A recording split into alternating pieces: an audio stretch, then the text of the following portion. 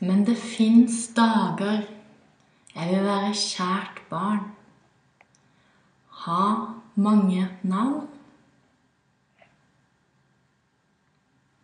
vil synge på utpust og innpust, holde ei nervøs rose i handa, herske i egen hage.